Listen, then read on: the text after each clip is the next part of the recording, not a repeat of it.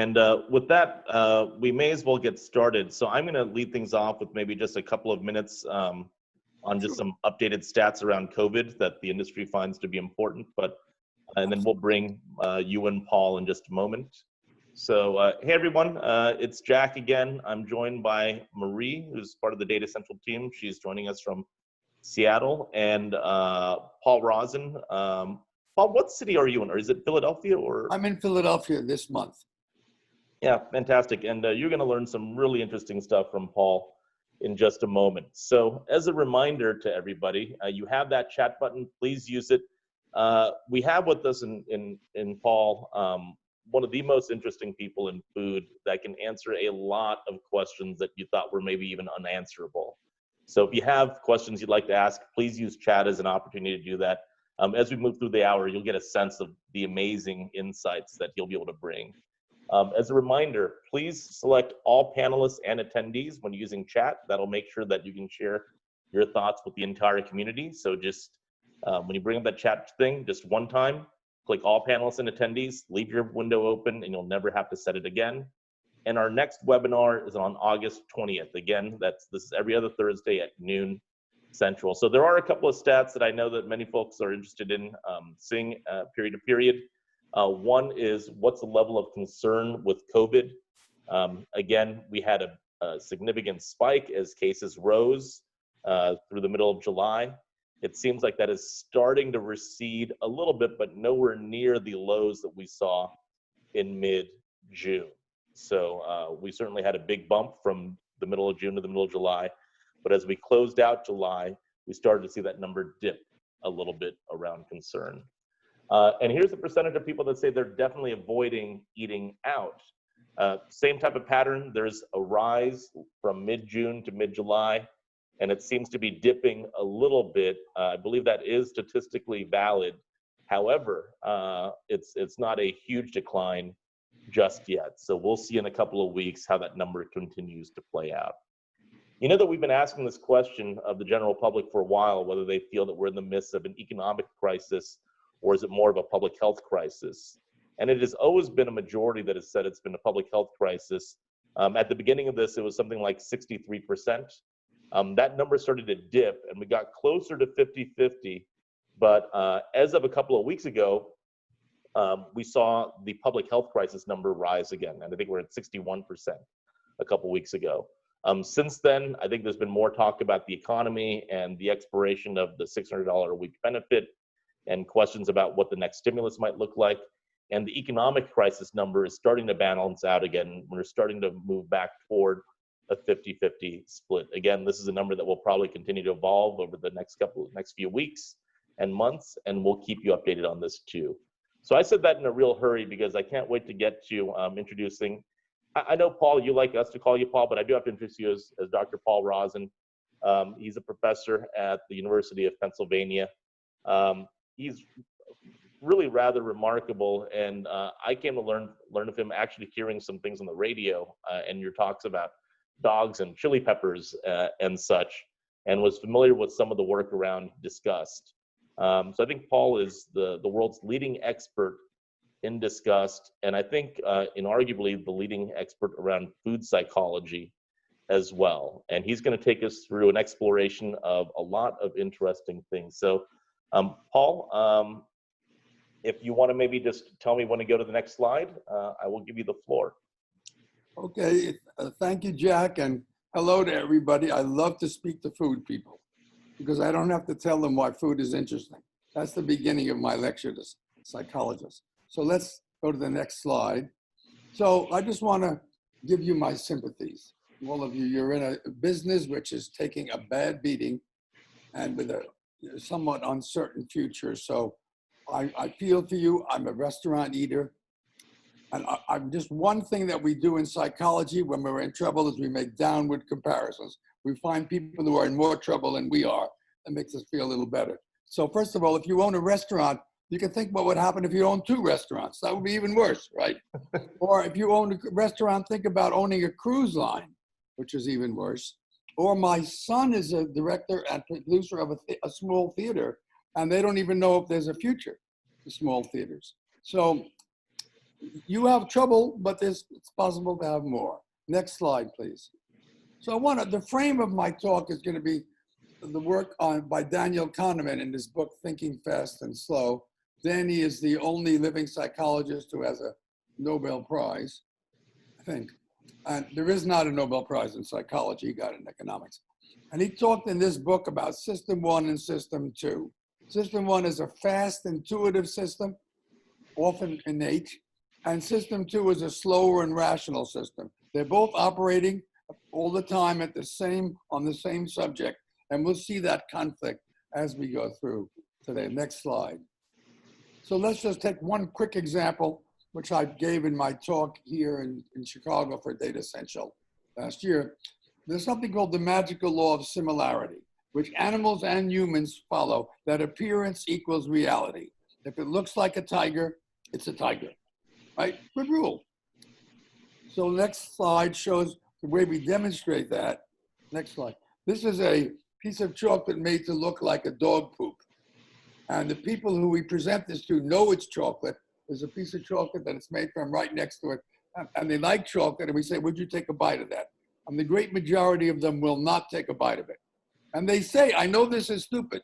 I like chocolate, I know it's chocolate.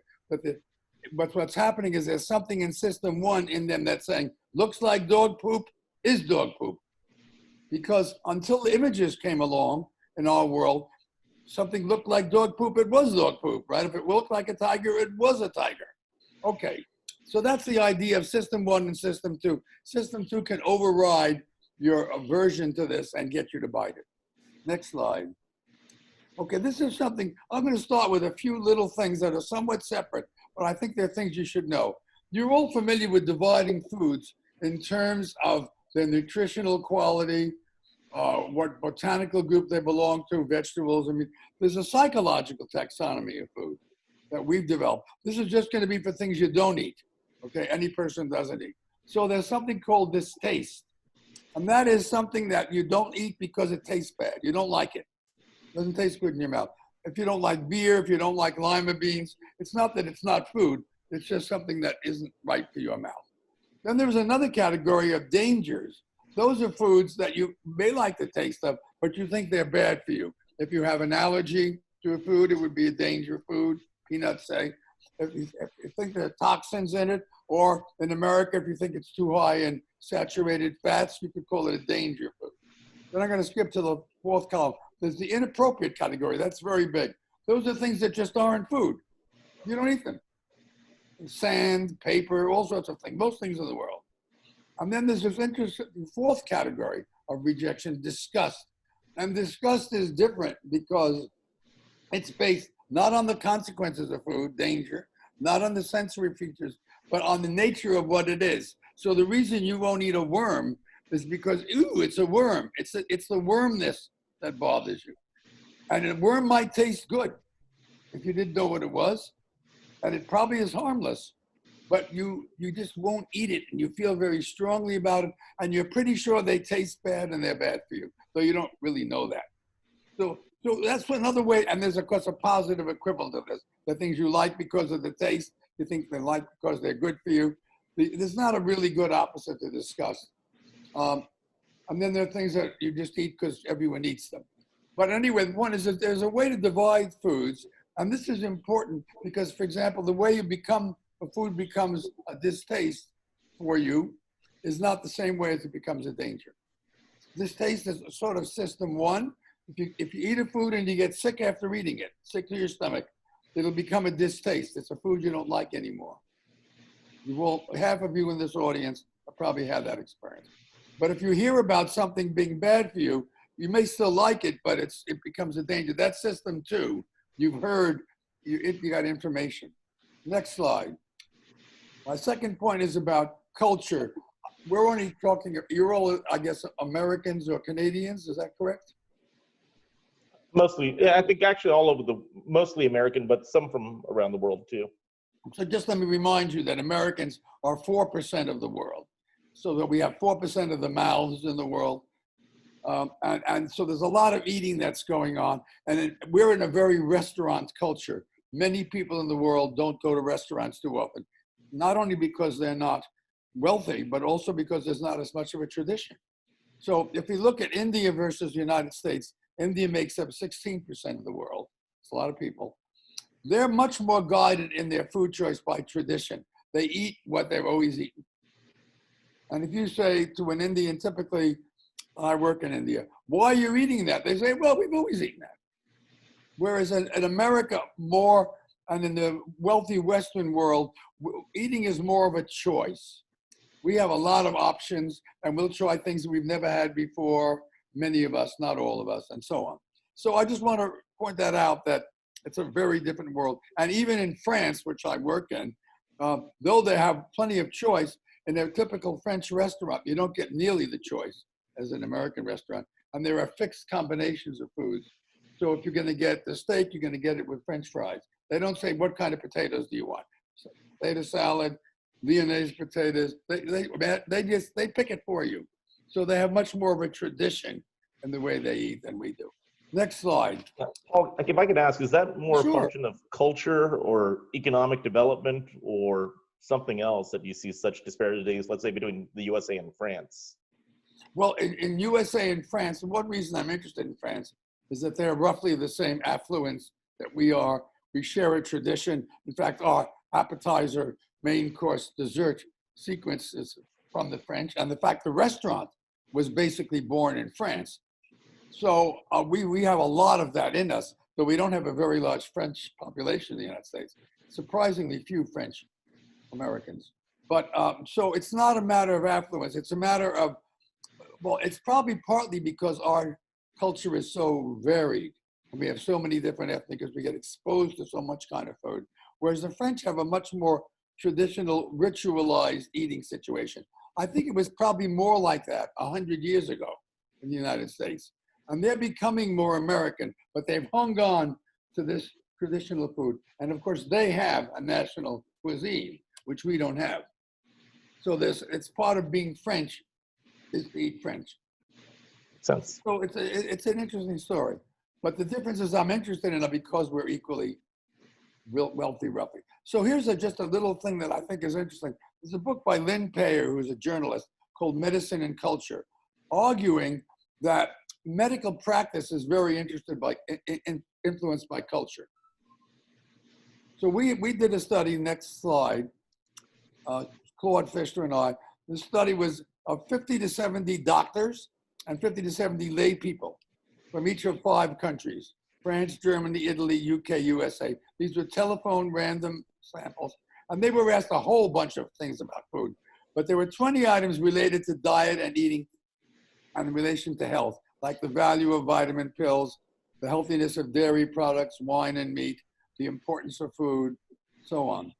And the next slide shows a very surprising thing, very strongly supports Payer. So we get a profile for 20 food items of how French doctors think. And then we get a profile of how French lay people think.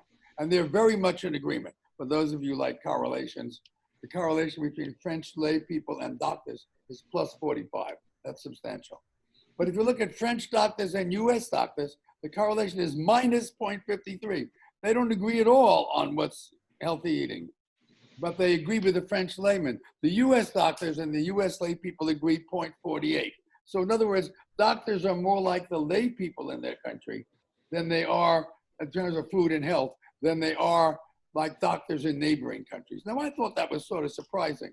We couldn't get it published in a medical journal because they didn't think it was interesting, but we thought it was interesting. So we published it in a psychology journal. So that's because there's different expectations about what healthiness means in each country, or is it about the food itself? I think it's more about the food itself. The French have a generally, and Payer talked about, a different view of health. They think of health more in terms of balance. And for example, in France, on the National Food Service, on the National Health Service, you can get a massage sometimes. You can go to a spa because they think your body being at peace with itself is important. There are less, they use many fewer antibiotics than we do. And another interesting thing is that they separate drugs and food completely. Drugs are sold in drugstores. Food is sold in food stores. Food stores can't sell drugs. Drugstores can't sell food. Much cleaner distinction. Whereas we tend to think that all foods are, are biologically active will reduce your cholesterol, increase it, and so on. They're less inclined to think that. Yeah, it's interesting because even in the US, we've seen over the years, the definition of healthy has changed in people.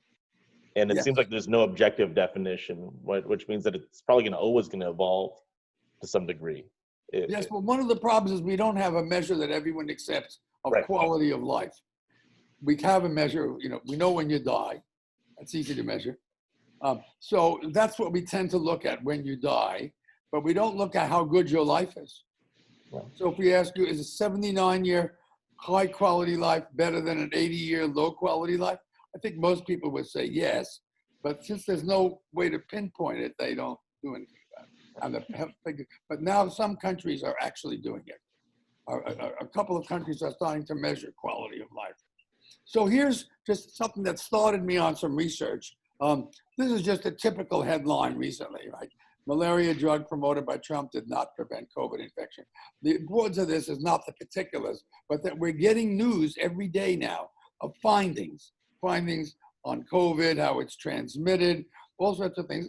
We were always sort of getting it, like this drug causes, this food maybe is not healthy, but now it's coming in day by day. And people have never been taught how to deal with scientific findings. They read in books about what we know, but they don't know how we find it out, these little blips of knowledge. So they would take this finding to mean, well, that takes care of that drug. No, it's not, doesn't take care of that drug. That's just one study on the drug. Studies often disagree, and they're confused when then a week later they find another study and say, well, maybe that study wasn't so good. So I've gotten interested in teaching people as part of education how to understand the process of science. I'm supposedly writing a little book on this, but I haven't started yet. Next slide. So so on the left is the lay model of science, which understanding is on the y-axis. You don't know anything, something appears in the Times, they'd say X is related to Y, we got it, over. And the actual progress of science is more like on the right. It has backslides. And we've all been through this with cholesterol, which was thought to be public enemy number one. And now it doesn't seem to be that important anymore. So people have experienced this, but they don't realize that it's a web of information that you use to understand something, not simply one finding. So science wasn't made to be distributed to everybody on a day-by-day basis. And yet it is being done because there's such an intense interest in COVID. Next slide. So, I mean, this is just my own schematic of what's going on in the food health business. You've got the government, the food industry, medical research, the public, the media. They're all interacting two ways. And the public, I think, probably generally thinks that the medical research is the most solid, and probably is, but it's not free of bias. People have their own risk factor that they promote and so on. So it's a very complicated interaction. You have to get funding for your research, so you have to appeal to what's of interest in general. So it's extremely complicated. And people just don't appreciate this. They think of medical research good, food industry bad. That's just not right. And I remind you that the food industry has promoted natural, promoted low fat, because people wanted it. This is not something they pushed on people. It's something the public influenced the food industry, public and medical research. Okay, next. Well, you know, in some of our interviews, you've talked about how hard it is for us to adapt to new things. Yeah. So how are we going to be able to adapt to thinking about science differently? Is it something we have to be taught early on, or can we change our opinions? I think, well, I wouldn't use the word adapt, but be informed about. We could learn it. See, the problem is when people take high school physics or chemistry or biology, they don't teach them how we found this. They just say, here's what we know. And there's another way to teach science, which is how did we find it out? And that's what I'm interested in, teaching people, how did we find out that vitamin C is related to scurvy? That was a 150-year operation. And it's a fascinating story, but it makes for good stories, but it isn't taught. So I think the way to do it is to change the education system or have people read a book. There are a few books out there, one I hope to write. So now I'm just going to take one example of a collaboration with Datassential. I suggested that one way we could deal with the problem that the restaurants are facing is that, given that restaurants are a funny business, right, where all the business comes in two globs with not much between them. It's not like retailing in general, which are open for the day.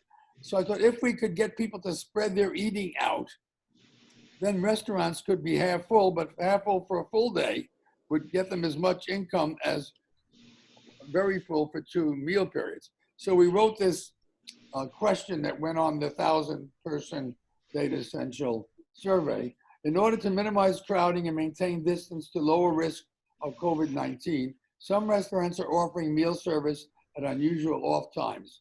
Would you be willing to eat out at your favorite restaurant at off times?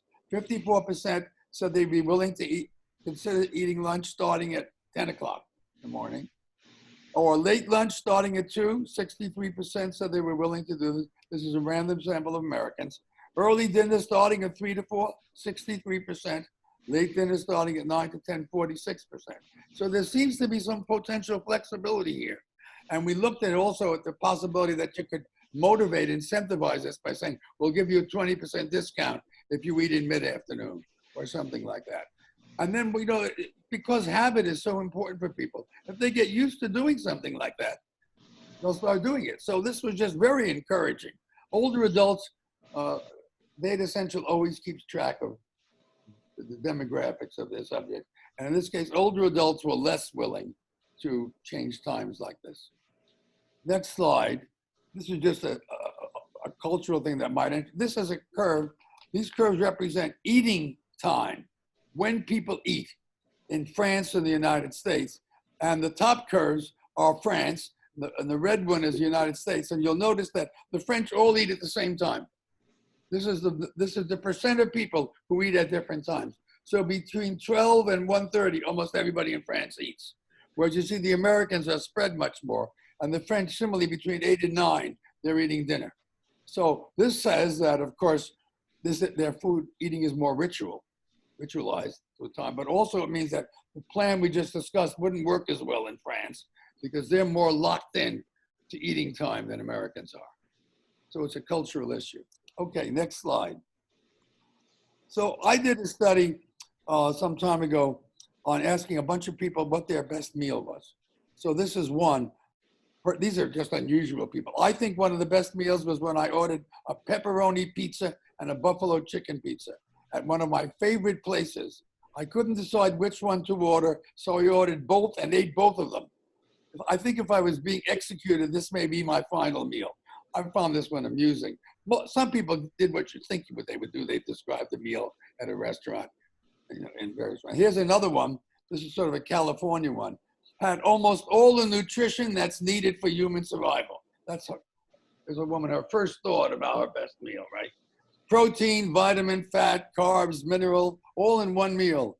It consisted of the best salad I ever had, various beverages, roasted chicken, roasted turkey, steak, and rice. Now, the point is there are quite a few people who said things that I wouldn't have expected. This is an example. We have a whole set of these. Next slide, please. So we have a poll here, if you want to describe this. Go ahead. So we have a poll, and I'm going to put this up on screen, and we're going to see what everyone says. So, you want me to read this, or you can read it? Yeah. So this is So you want to go ahead and read this one, Paul? Think about something just came up here. Just a second. Something came up on my screen, which is blocking what I'm supposed to say. But think about really good meals that you've had at restaurants. Can you remember one which I'm submitting something? Does that get rid of this screen?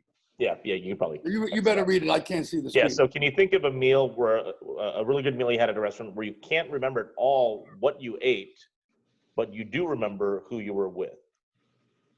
That's a yes or no. That's a yes or no. So I can actually see, Paul, the responses coming in.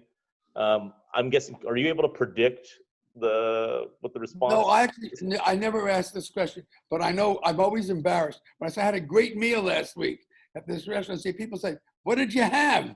I go, you know, and but I know who I was with, or vice versa. I can't get rid of this thing on my screen. Virginia? So So I'm going to end the poll, and I'm going to put up the results, Paul, and My I'll partner is a digital person. Oh, just went away. Let's share the results. She just came near the computer. No, it came back. But Oh, no, now I put that up. I put that up. So, and I'll take it down in just a second. Oh, no, no, that's good. Yeah. So 80% yes. Okay, so this is very common. Now, it's sort of interesting, right? If it's a really good meal that you can't remember it. It happens to me all the time. And my best meal ever, I remember everything, but that's because I took a picture of every course, 34 courses. And I rehearse them all the time. I teach about them. Okay. So we have the flip side version of this question Yes. now, which is really great meal. Do you remember a time when you where you can't remember who you were with, but you remember what it is that you ate? So it's sort of the opposite. And let's see how those. Oh, I think that's what came up on my screen, Jack. Yeah. So we just put up the opposite version. So the first question that we asked at the beginning was, you remember who you were with, but not what you ate. Oh, sorry. You remember what? Who you were with. Who you were with, but not what you ate. Now we're asking. Now you remember what you ate, but not who you were with. Yeah, the opposite. And we had an 80-20 split on the first one, where you just don't remember.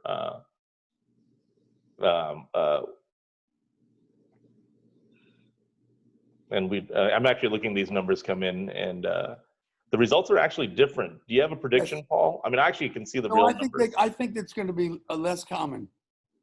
Yeah, let's People take a seem look. to remember who they ate good meals with. Yeah, so I'm going to go ahead and end the polling because we have several hundred responses already. Mm-hmm. And So take what a was look at your that. answer there? Now look at that. Dramatically difference. different. Dramatically different. So it's actually, it's interesting. You wouldn't have expected that it's easier to forget the meal than who you were with, since it was a really good meal. I mean, but yes, it is true.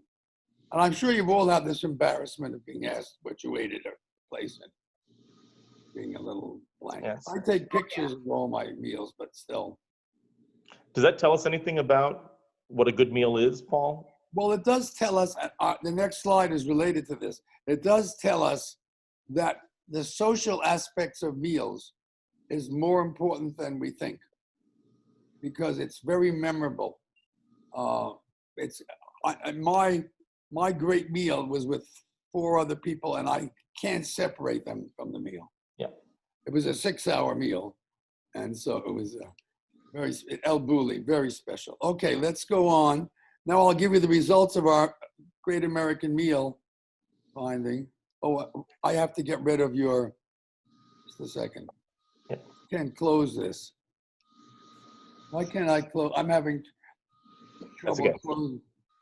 I think the button is blue, Paul, if you see a blue button that says close. I see a red button that says close, but it doesn't work. Okay.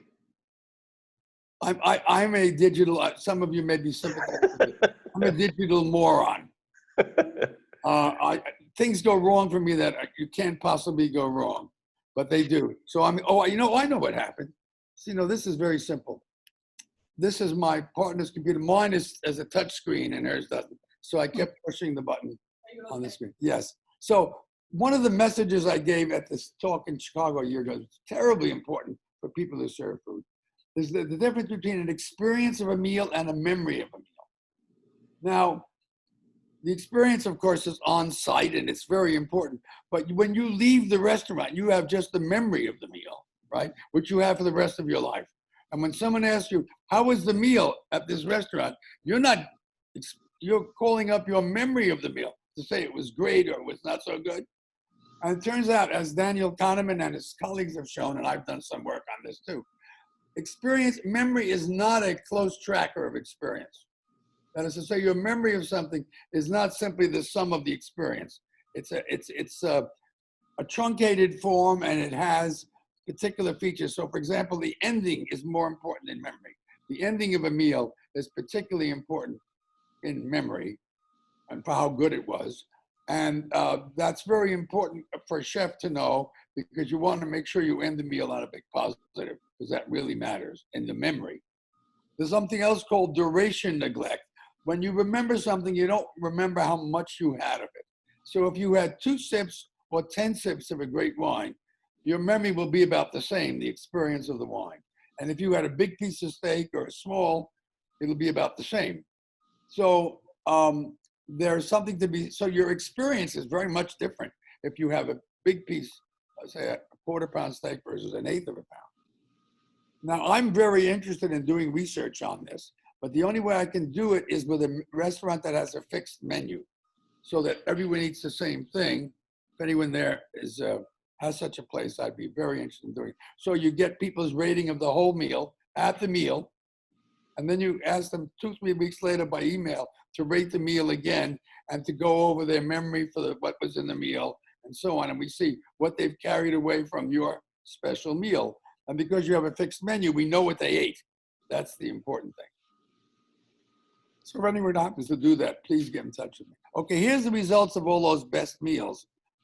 Only 23% of people mention an appetizer. Only 23% mention dessert. 18% mention a beverage. This is one of their best meals of their life. 40% mention the social setting. 15% mention the ambience. 52% of them are in restaurants. The other 48% are in homes. And steak is the highest mentioned food in the best meal. That's actually the most popular American food is pizza. Steak is number 2, but you wouldn't normally say one of your best meals was pizza, though I gave you an example a few moments ago where it was. But I think this is sort of interesting. The fact that the meal sort of focuses on the main course. And this is surprising to me, maybe to you too. Okay, next slide. So I'm going to ask you now, what's your favorite dinner course? Appetizer, main course, or dessert? And if you could put on, I don't know how you do this, Jack, what your profession is, that is you're a restaurateur or a food retailer or whatever categorization you want, because it's going to turn out, I think, to be different. Yeah, so we'll have to look at that probably after the categorizations. But do you have guesses, Paul, as to if it's going to be main course, dessert, or appetizer that gets the strongest vote? Your favorite course? Any predictions, Paul, how people are going to vote? Yes, but I'd rather not make it while they're voting because, yeah, you know, it's like in the presidential election. You don't want California to know how the East Coast voted, but okay, they do. Well, we have lots of votes in already, so I'm going to hit end. So no one's voting anymore. I just cut it off. What do you think was going to be number 1? Okay, my guess is it's going to say the main course. Yeah, yeah. And that is, in fact, the case. So 58% main course, 33% appetizer, and just 10% dessert. Okay, so there's 2 surprises here. One is the dessert is supposed to be wonderful, wonderful, and it's not. So it's a peculiar thing that in our particular culture, coming out of France, we end the meal with dessert. What you should end with is the best thing. So technically, you should end with the main course. But second thing is that I asked this question of 500 of the world's great chefs at a meeting in Copenhagen. I asked it just by hand show. We didn't have a poll. And by far, the big winner was appetizer. Huh. By far. And one reason is I think they implicitly know that we don't duration neglect. So if you eat appetizers, you can eat 3 or 4 instead of a main course and an appetizer. So they're going to get more variety, try more things. Also, chefs often start serving something as an appetizer and see if it works and then make it a main course. So you get more creativity at the level of appetizer. So I think it's interesting that chefs differ from everyone else. We actually see that in our data, in our menu data too, which is that appetizers is where you often see new flavors and whatnot be introduced first, and they eventually make it into entrees. Well, some of them do. So there's more selection in the main course. But I usually, when I go out to eat at a pretty good restaurant, I get 3 appetizers typically instead of an appetizer and a main course. And it's fun. I enjoy that. I sometimes order an entree as an appetizer and eat way too much and keep gaining weight. So I might be suffering. You could order two entree is an interesting thing because in French it means something different from English. But go ahead. Yes. Yeah. Okay. So now we're going to go to the focus of the main discussion. I want to talk briefly about disgust, but I really want to talk to you about contagion and COVID. So disgust is a uniquely human emotion. It's present in hunter-gatherers. And it's got an expression. It involves avoidance of food, and it's associated with the experience of nausea. And it's about orally offensive food, offensive, not bad tasting so much as just they don't belong in me. It's based on what you know about where a food comes from. Like it's a worm that made this mashed dish was actually worm, and that makes it bad even though it looks okay. You don't see the worms. The focus of disgust is food originally, though it's used for a lot of other things. Almost everything disgusting is animal-based. That's really interesting. This is the favorite food of humans, animal foods, and they're also the focus of disgust. Now, of course, those are the foods that spoil, so they come up with a bad smell, which is sort of the signal of disgust. And they're also the foods that most likely carry pathogens, because meat is the home for pathogens, because if they live in an animal, they can live in us. If they live in a carrot, they're unlikely to be dangerous to us. And one of the most interesting features of disgust is that disgusting things are contaminating. If they touch a food that is otherwise acceptable, they render it inedible. Now, if something is a distaste that you don't like asparagus, it touches your mashed potatoes, big deal. But if a cockroach touches your mashed potatoes, that's the end of your mashed potatoes. So disgust is powerful. Next slide. This is work with Carol Nemiroff, who's now a professor at Maine. Okay, so I'm going to talk about the properties of contagion now. These aren't flicking one at a time, as I set it up, but it's okay. So there are 5 properties of contagion relevant to attitudes to COVID. This is a human belief. It's a system 1 deep belief, deep behavior. First of all, it's negatively dominant. That is to say, it's much easier to contaminate something than to purify it. So it's easy. Things that are disgusting render foods inedible. There's nothing that you can take to a pile of cockroaches to touch it and make it good to eat, right? It's an obvious asymmetry. Secondly, physical contact is critical.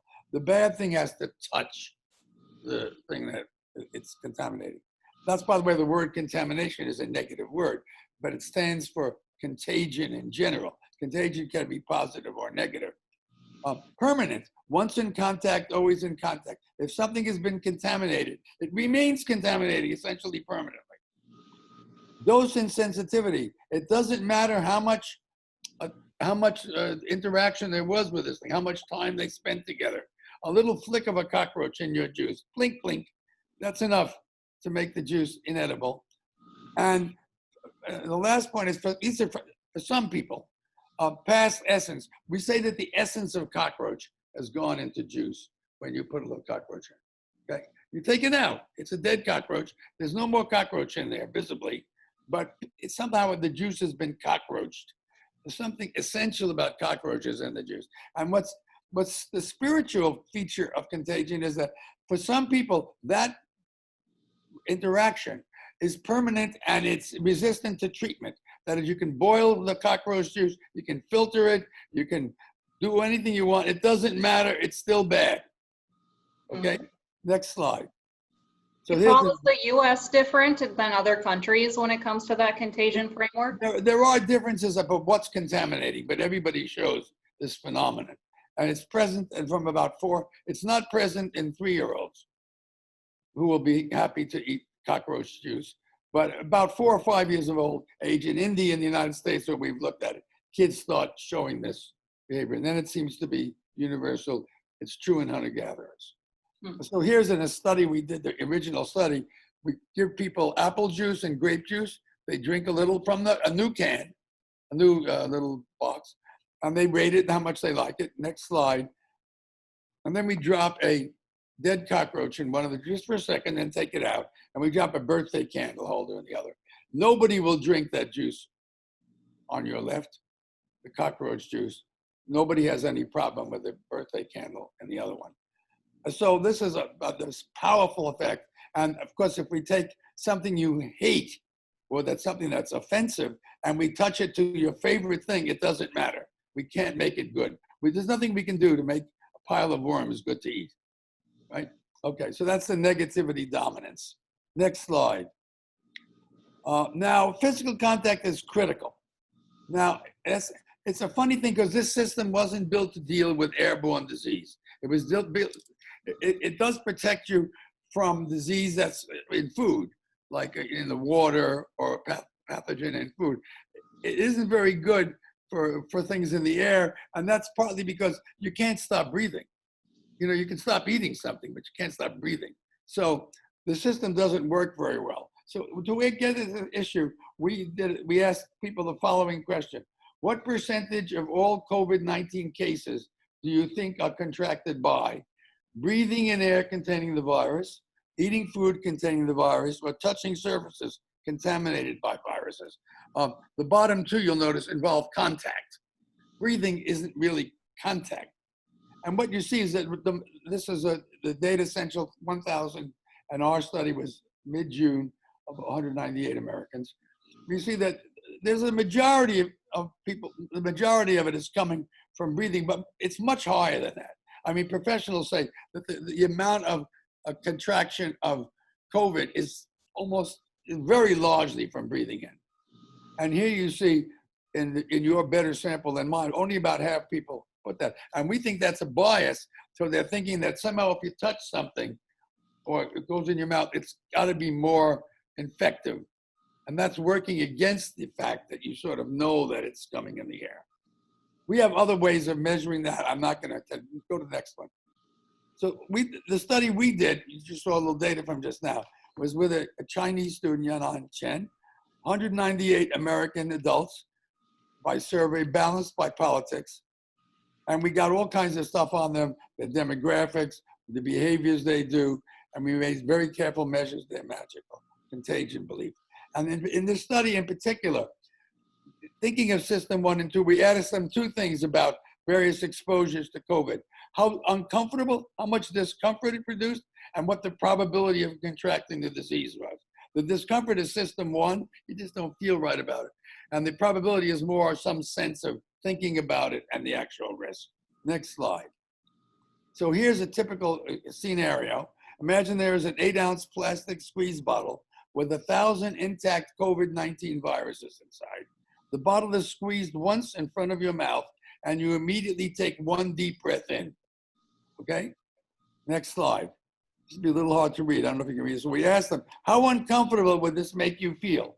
It's a scale of 0, not at all uncomfortable, to 100, extreme, as uncomfortable as I can imagine being. They have a slider, 0 to 100. Then we say, what is the % chance that you would get COVID-19 disease from this one experience, from 0 to 100? Okay. Both of these are 0 to 100. How uncomfortable you are?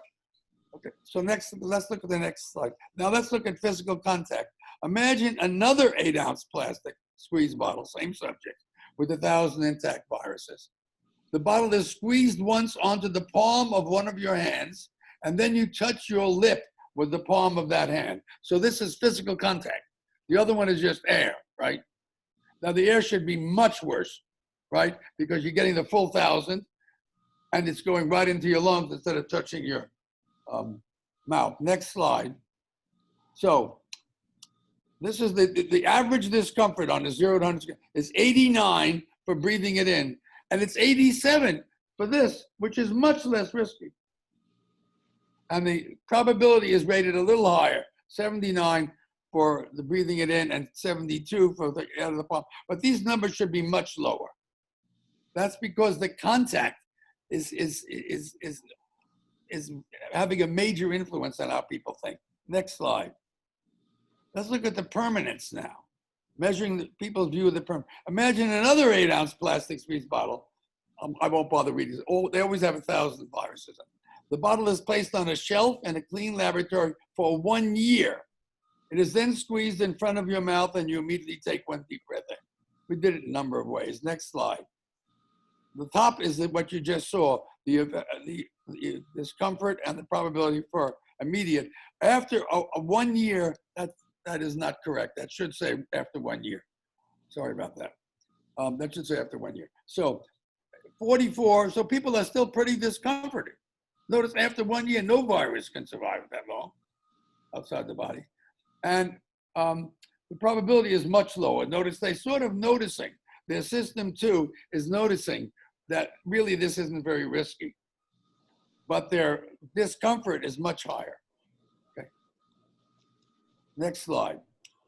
Dose insensitivity. This is a really interesting. This is an unavoidable threat. There are little viruses all over the place in the world, right? Every time you take a breath, you're taking in some germs, some viruses. You can't avoid it. How do we deal with a world that every time you take a breath, you're breathing in the air of somebody else, right? The person who just walked by you on the street. Now, the Hebrew dietary laws have a scripted solution for this. For contamination, so you don't get paralyzed. You say, I can't breathe, I can't eat anything, everything's been touched and so on. And they have what's called the 1/60th rule. If something inedible like pork, by their rules, falls into an otherwise kosher food, and the food it falls in by accident, and it's less than 1/60th of the volume of the total, you can still eat it. So they've given you a scripted way to deal with the fact that the world is contaminated with pork molecules, okay? And they have another one. You could say, well, suppose it's 1/80th, that's okay. And then another 1/90th falls in. Together they make up more than 1/60th, right? So you're still in the same problem because you can get lots of little things that average up to more than 1/60th, right? Even though nothing is more. So they have another one. After the biggest contaminant is less than 1/60th, you don't have to worry about any of the others. So they got you out of the bind. But in this case, about COVID or in the real world with any kind of germs, we don't have any rules like that. We have to make them up. We could ask others for advice and so on. So dose insensitivity is the fact that we don't seem to realize that you need a fairly high dose of something to get it. Next slide. Okay. So here's a question. It's not a poll, but use chat and venture your best guess at this. Paul, if you want to set up this question. Well, the question is, how many COVID-19 viruses would have to be in your lungs to give you a 50% chance of contracting COVID-19 disease? Okay, so. And you're all thinking of your answer to this, of course. Yeah, so I'm looking at the answers. We have a number of people saying 1. We have some people saying numbers in the thousands or even higher. A lot of, I'm not quite sure. Yeah, you probably wouldn't be sure about this. By the way, experts aren't sure. Yeah, it is interesting that the range is basically between 1 and several million at this point. It's not a tight range. Yes, it's not a tight range. You want to go to the next slide now? And okay, sure. So here's the result. We had 180 people who answered this question.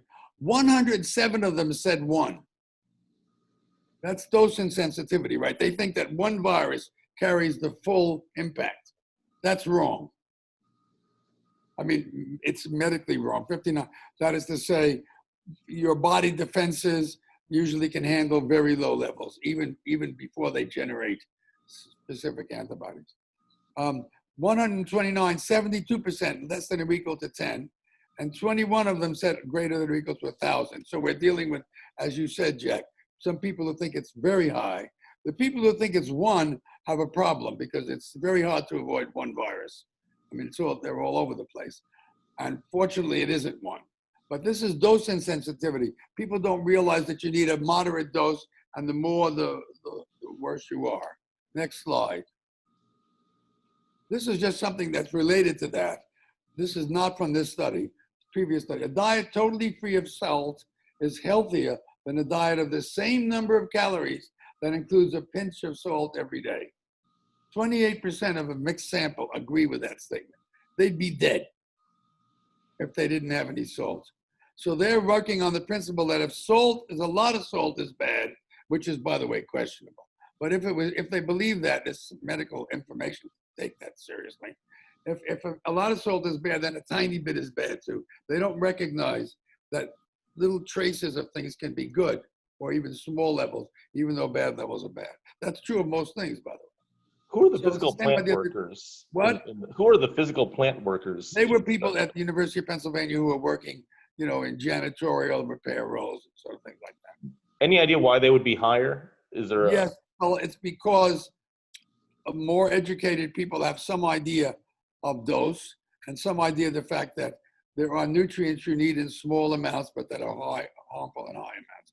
The idea is that it isn't the case that, I use an example of walking along a curb, right? Along the curb is not dangerous. Walking along a cliff edge is. But in both cases, the risk of falling off is about the same. But in one case, it's a trivial risk. So they have installed in themselves the idea that things like aspirin and many other things in low doses are good and in high doses aren't. That's true of most drugs. So, but it's not completely instituted in many people, and especially a problem for trace nutrients. Well, salt isn't a trace nutrient, but you don't need too much. So it feels like that's more something you get with experience and not just institutional education. Yes, I don't think our natural biology understands that low levels of something could be good and high levels bad. That's right. Yeah, that's it. Okay, now the last thing is spiritual essence. This is, to me, particularly interesting, that something indelible happens when you have contact. We use as an example Hitler's sweater. If you had Hitler's sweater, we ask people this, they don't want to wear it. Okay. But so then we go through a whole bunch of things. We're going to wash it. We're going to dye it. We're going to boil it. We're going to do all kinds of things. They still don't want to wear it. We're going to unweave it and make a new sweater. They don't want it. So it's something Hitler is in there, in the wool. So here we have another example. Imagine another 8-ounce squeeze bottle with 1,000 intact viruses in the air inside. The bottle is heated in a microwave to 400 degrees Fahrenheit over the boiling point of water for 1/2 hour. This amount of heat is more than twice as much as is needed to destroy any virus. The bottle is then exposed to intense ultraviolet light for twice the length of time that will destroy any virus. The bottle is then squeezed once in front of your mouth and you immediately take one breath in. Next slide. The top line is the line from before, 1,000 fresh viruses, right? Bottom line, after 2 sterilizations, you see it only, the discomfort only goes down a little. They're still uncomfortable. So the sterilization is an abstract act. It doesn't really get to the heart of the fact that the virus was in there. Notice the probability goes down more because system 2 recognizes that there's really not much danger here, though it's still moderately high. Can you shortcut this finding, Paul, to say that disgust is basically irrational? Because we've separated the danger from this. No, already. it's not basically irrational because many of the things that are disgusting are harmful, like spoiled foods. So but that would fall into the danger category, wouldn't it? If it's harmful. Yes, that's correct. Yeah, you could say that's correct. So you could say that though disgust is often coupled with danger, disgust itself, that is disgust because of the origin of something, is, let's just say it's culturally inspired. Yeah. Yeah. And it has to do with the fact that humans are what we call essentialists. They believe that there's something that's essentially cockroach in a cockroach. That's the way they think about entities. And so when a cockroach touches their juice, cockroach essence goes in. Yes, this is a cultural creation. Next slide. Okay, just a couple of comments about this. How do you deal with this crazy world that we have? Not everybody shows all these beliefs, you'll notice. I mean, some people do, and some people do more and some less. One way is to deny it and say it's a conspiracy theory. All this stuff about COVID is just made up. Another is to say, not me. I mean, I'm not going to get it. Another is to just put it out of mind. Just don't think about it. And avoid reminders of it. Avoid reminders of the virus. Or avoid risky situations like eating in an indoor space, crowded indoor space. Or do upward comparison, like compared to driving, the risk of getting COVID by walking down the street is pretty low. Driving is a very risky activity. Or you do specific prevention activities like a vaccine, or you punt to trusted authority. Say, I'm going to listen to my doctor, or what Fauci says, or what Trump says, or whatever your authority is. The interesting thing about vaccine is that, well, we're going to get to that in a minute, so I'll hold off on it. Go ahead, next slide. So just guess in chat if you can, in the last 12 months, estimated the number of Americans that have died from influenza. Just throw out your best guesses. And You, of course, don't know this. I don't know, maybe. I think these numbers have probably been thrown around in some news stories, especially now. But we're getting guesses anywhere from the low thousands to maybe the 200,000 number. It's quite a range. Again, you don't know this, of course, so you're going to get that. Well, okay. So the next slide shows you. Well, before we do that, how many of you got an influenza vaccination last year? Yeah, let's see. So we'll actually just put this up as a real quick poll. So quick yes, no. Did you get a? And we're just going to do this for a few seconds. We're getting a lot of votes come in very, very quickly. It's basically 50-50, Paul. That's about right. That's about what the data says. And that is also what the data says, by the way, when people are asked, would you take a COVID vaccine? It comes out about 50-50. So next slide. Did you take any other influenza precautions this year before February? Because February COVID came in. Yeah, and we're getting mostly no's so far. Yeah, that's what I would expect, mostly no's. I didn't, certainly. Okay, next. Here is the deaths in USA by flu season over the last 10 years. And you can see that in 2017-18, there was a bid of 61,000 Americans died of influenza. We have a 50% vaccination rate. The vaccine is only 70% effective, but it's effective. And so nobody was worried about it in 2017-18.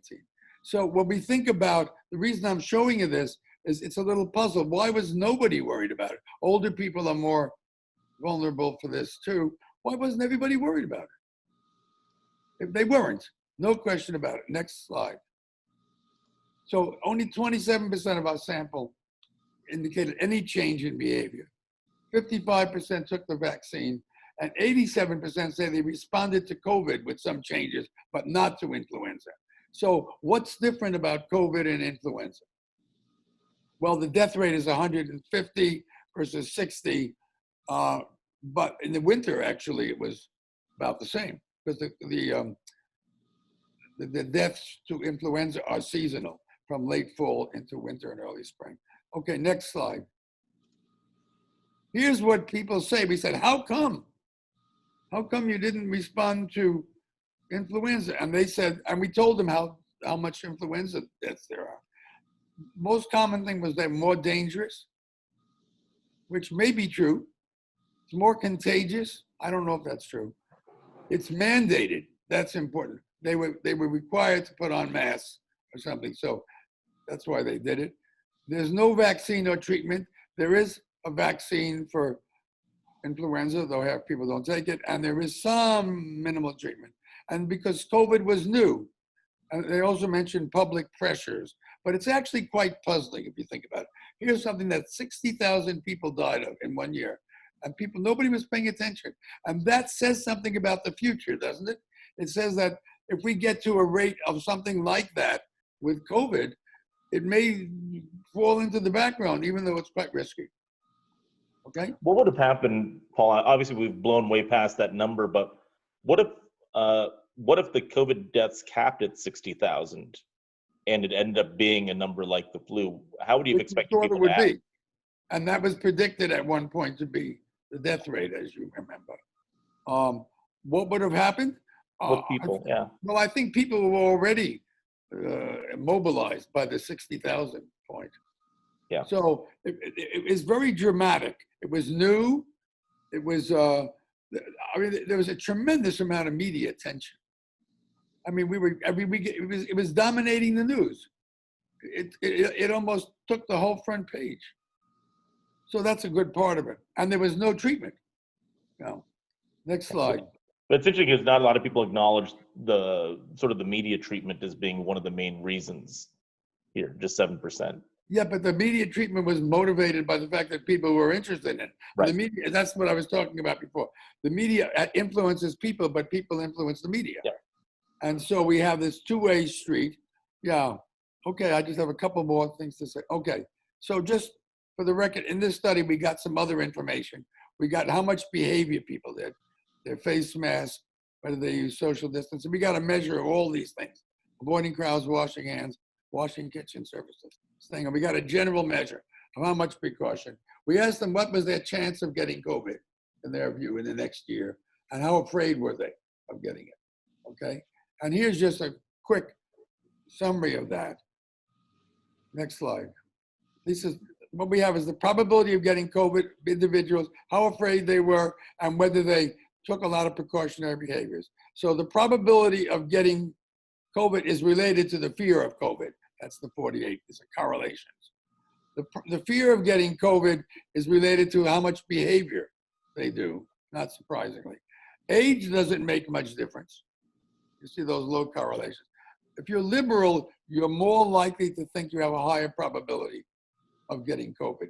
There is a general piece of, that's it. Generally thinking liberals or Democrats are more concerned about COVID than Republicans. Do you think, Paul, that's more about just sort of like who you are innately with, if you have a liberal philosophy versus what's happening politically? No, I don't think it's how you are innately. I think it's that the sources of information that liberals listen to are much more exercised by risk and of this particular thing than the sources that the Republicans listen to, and one of which, of course, is Trump, who has sort of minimized it generally.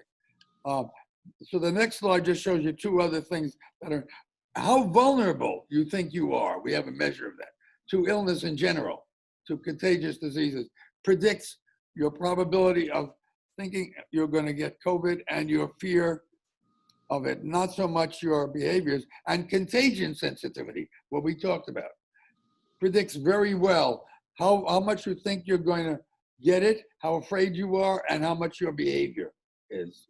So that just gives you a sense of this. So we're just about through. Let's go to the next slide.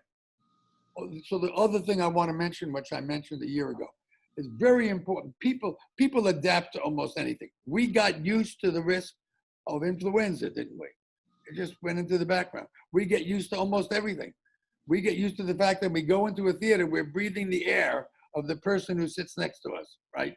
Now we're a little worried about it. But until COVID, we were perfectly happy to do that. So there's a lot of evidence that people get used to it. But one thing they get used to is getting old. So young people are surprised that old people are about as happy as young people because you get used to being old. Most Americans in a study we did who wouldn't drink recycled water. They wouldn't drink water that went from sewage directly to water by a filter process. Perfectly safe. Most Americans don't want to drink that. But the interesting thing is a minority of them think they'll get used to it. We know everybody will get used to it. After a few days, they'll get used to it. But people don't realize that. So it's very important when people experience a threat, they're going to get used to it. People who have serious illnesses get used to having them, most of them. Not all, but most of them. So we have to think of this threat as something that people are going to adapt to. Now it's a problem because it's getting worse. When something's getting worse, it's hard to get used to it. But once it's stable, people get used to it. Next slide. I just want to summarize what I said. I told you that we could divide foods by their psychological features, whether it's the sensory properties or the danger, and so on. We talked about the importance of culture and how we think about food and illness. We talked about meal memory and how you remember a meal is not the same as how you experience it. We talked about disgust and contagion and the idea that COVID follows the law of contagion. Again, for many people, not for everybody, for many Americans. We only have data for Americans now. We talked about the influenza puzzle. That is to say, why people aren't paying no attention to the serious threat, and because they're not paying attention to driving threat either. Driving is a very serious life threat, but people don't pay any attention to it. We talked about the predictors of reactions and found that contagion was a predictor of how upset you'd be about COVID and what behaviors you take. And we talked about adaptation a little and the fact that people just don't realize how much they'll get used to things. So that's my story for today. Glad to discuss it. Take questions. Yeah, thanks, Paul. And for everyone, I know we've gone past the hour. I think we're going to keep the conversation going for a few more minutes. I have a couple of questions for Paul. And if you have questions, put them in chat. This is your chance to ask someone that really knows this stuff. I'll stay here for a while. Yeah. So we'll probably stay on for a few more minutes if we can. I know you had a couple more slides after this one, Paul. Did you want to cover those too, or? No, I think we covered enough. I gave you a bunch of things at the beginning which were unrelated, but I thought they were important things to understand. Yeah. So I did have a question about what, restaurants and retail establishments that serve food can do. So in that one experiment with the microwave, and you've heated the thing, you've disinfected it with ultraviolet light, and people are still sort of freaked out by it. What can you do if you're a restaurant, let's say, to make people feel like you've gotten rid of the threat? I mean, if that microwave doesn't do it, what will? Yeah. Well, first of all, people do all sorts of things where there's an acknowledgeable threat, like driving. They know that there's a risk of getting killed in driving. So that you have to just put the threat down to a low level. People choke on food, I mean, they do all sorts of things. I forgot how many people choke to death on food, but it's not that low a number a year. So you got to get it low. And I think a big thing, which I didn't talk about, is trust. You have to have trust in whoever you're dealing with, that they're doing the proper precautions. Now, in the current environment, both with Trump and with the fact that science keeps changing its story because it's evolving, I don't know that anybody trusts anybody. Fauci, I think, is pretty much trusted, but he's changed his view a few times because of the data. So trust in institutions is not high now. Now, trust in a restaurant, that could be because you know the place well, you've been there, they're doing something. Open kitchen would probably help. It's not that it's open. It's not that you could see in it. It's that it is open. You know what I mean? The idea that you could look. Most people don't look into open kitchens. If you have automated bathroom doors, things like that, so you don't have to touch the handle, that would be good. That's going to become, I think some things are going to become quite general, like doors that you don't have to touch the handle of. I think this is going to become common, and there's going to be certain procedures. I don't think I don't think waiters, serving persons are going to be wearing masks indefinitely. Yeah. But they do in Japan, a lot of people run around with masks. So whether mask wearing becomes a habit that people practice, I don't know what's going to happen. I think more people will do takeout food. Now, takeout food also means trusting the restaurant, of course. So I think it's trust. A lot of it is trust, cleanliness and trust. It's people are coming back already, right, to restaurants. They are. And I wonder if there's not some sort of a paradox there, because I would, let's say, drive by a restaurant. If it's totally empty, I might say, ooh, there's maybe a reason why, and maybe they're not doing a very good job of things. But if there's too many people, then it's okay, that's not safe either. Is it better to have a few people in there, so it's sort of that social proof at work that this is an okay place to eat? Well, it's generally true that more crowded restaurants are rated more highly. Yeah. I mean, the judgment of people is pretty good overall. I think one way to get to what you want to is go to a really good restaurant a little off hours. So you'll have the lack of crowd, but you'll have the same good food. And that would be good for the restaurant, because it's a strange business that all your customers come in two piles. No one would design a business where that was the case, right? It's our meal eating habits that make that the case. And it doesn't have to be. Just like with some resistance, people are starting to commute. When they do commute at different hours, you can go and come in at 8 or at 9 or at 10. That cuts down rush hour. It's taken a while, but it's happening, because we're also getting rid of rush hour because people are staying home. Because people are staying home, it may be easier for them to eat off hours. Yeah. So I think there's also going to be an issue. If you eat at 2 o'clock, say, before the kids come home from school, that's good. So let me ask you this. If you were, let's say, the head of marketing for a big chain restaurant, you're going to do a big commercial, TV ad, would you talk about sanitization and cleanliness, or would you sort of skip that and sort of out of sight, out of mind, and talk about the food and taste instead? I would, because I'm a empirical person, I would say, I don't know, we'd find out by trying both. The problem is you're calling attention to something you don't want them to think about, but you're also giving them reassurance. That is a very delicate combination of information. And which works better, I would say, try it. We don't know. It is, yeah. So an ostentatious display in a restaurant, of everybody washing. I mean, I don't know what the answer would be. So having people wash their hands when they come into a restaurant, for example. Yeah. No, that might be a good idea. Paul, I really want to thank you for your time today, and yours as well, Marie. We've gotten a ton of comments that people would love to have you back. So if you're open to it, we'd love to do this again in a few weeks. But this has been unbelievably eye-opening. And everyone, we have another webinar in a couple of weeks. We'll be covering some more COVID topics. And thank you all. And Paul, again, just unbelievably fascinating. In my estimation, you do win the most interesting man in the world title. So. I agree. Everyone's writing in how much they love you, Paul.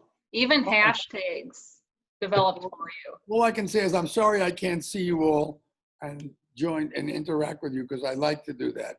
And I like to answer questions. We'll have some for you for next time. Thanks again, everybody. Thanks, Paul. Bye-bye.